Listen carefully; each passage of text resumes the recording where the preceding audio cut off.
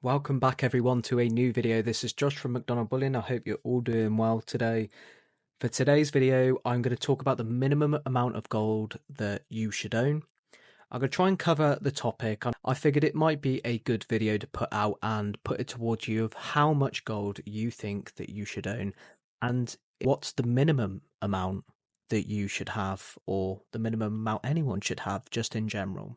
It's important to factor that not everyone collects gold. Gold and silver stacking is a very niche sort of topic.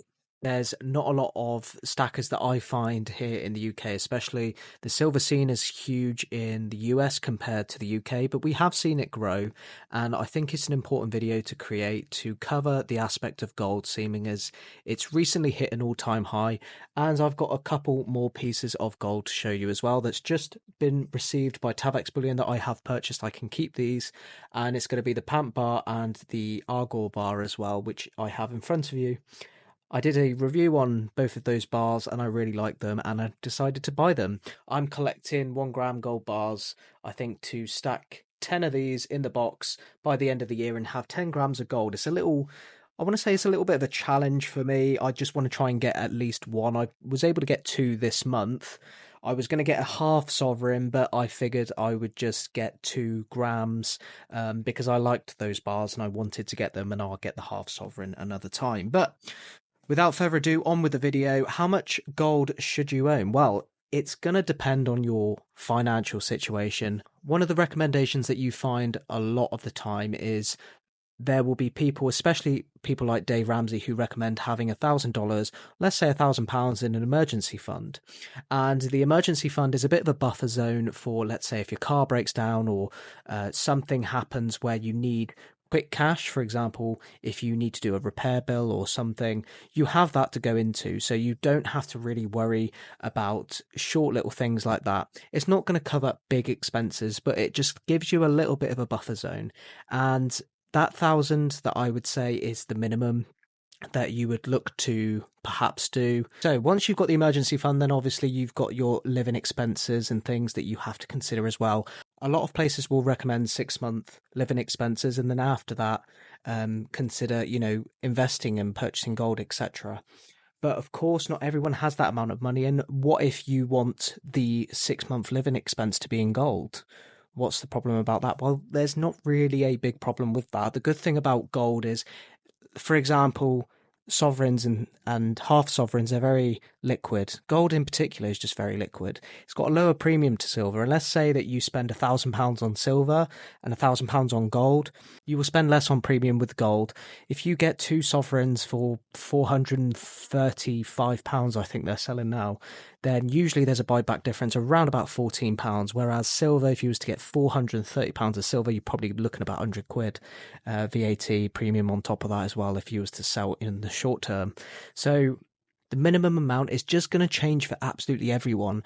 If you've got a lot of money to spend and you have a large stack, etc., then you may feel that you want to have, let's say, like a year's living expenses in gold. What's your yearly living expense? If we was to look at the average person in the UK, let's say the average sort of wage is around about £30,000. There's going to be people that earn a lot less and a lot more, but let's just say £30,000. What's that in gold ounces? So the gold ounce is round about £1,800. So if you divide 30,000 by 1,800, then I won't work it out in my head, but you can see the amount of gold ounces that some people will even want to do 2 or 3 years. Some people will want to just save in gold in general. If a bill comes up or something, if their car breaks down and it's a big amount, then they don't want to just keep the cash in the bank and for fiat currency to devalue with inflation. So there is no right or wrong answer to it. I do recommend having a little bit of Future Investments actually touched upon it, a bit of a war chest. And he recently released a video yesterday. It was great to see him back. And he spoke about having a little bit of a war chest, basically just some cash. Or if it's not going to be cash, then it's going to have to be very, if you're going to choose gold, then it's going to be sovereigns and half sovereigns, something that you can quickly sell if you need to. And have that cash if you need it. It's what I mentioned before, emergency funds and 6 months living expenses. That's usually typically what you find with financial investors. Some even think longer than that.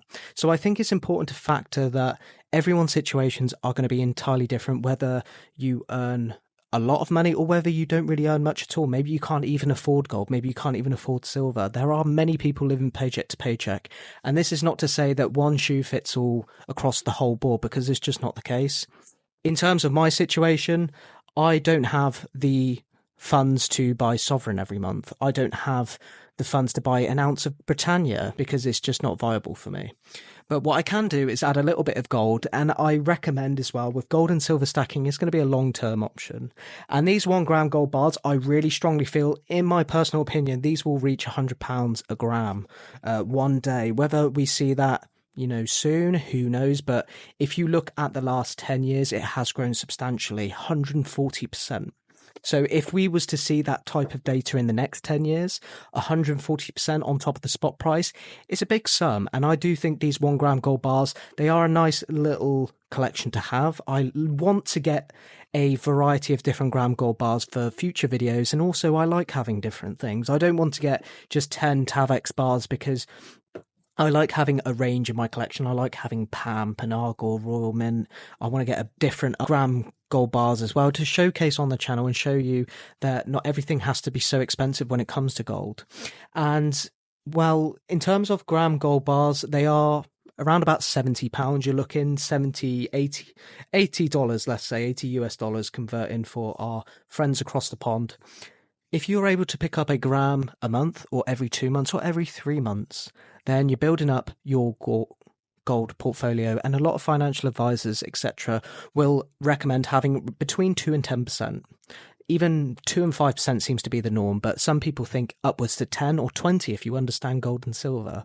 And I personally, if I had the funds, I would probably have more in gold, purely because it's there, it's tangible. The situations that do occur, you still have gold that's going to be a very valuable item, and it's always going to be worth something. It's never going to go to zero. Same with silver. It's too valuable. Gold is used in so many things, jewelry, etc. It's been used as currency. It's just not going to go to zero. And that's why I think, as a sort of backbone as your portfolio, it is important to have. And so when it comes to a minimum of what you should have, you just have to have a little think about where you are when it comes to your situation. If you're paycheck to paycheck like many people, then I would just say consider silver for now and just build up silver. And then over time, if you see a profit with silver, then consider converting to gold. Or alternatively, if you really don't want to do that, and I can understand if you don't, then just save up the fiat. And then over time, once you save like £20 a month or something, you can save up a gram gold bar after 3 months. And the good thing about gold is it increases. So if you hold it in 10 years' time, who's to say that it won't be worth 140% more? It's important to factor everyone's decisions, everyone's situations, but the minimum amount of gold that you should own is really dependent on your situation. In terms of my view on it, I will just collect gold as much as I can afford at a given time.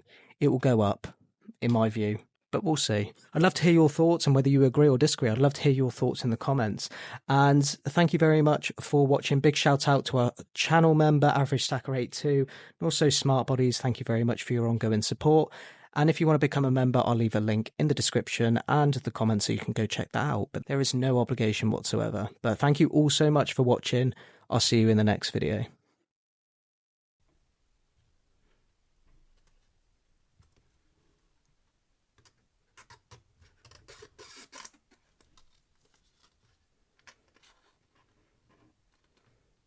The most satisfying thing is taking off this.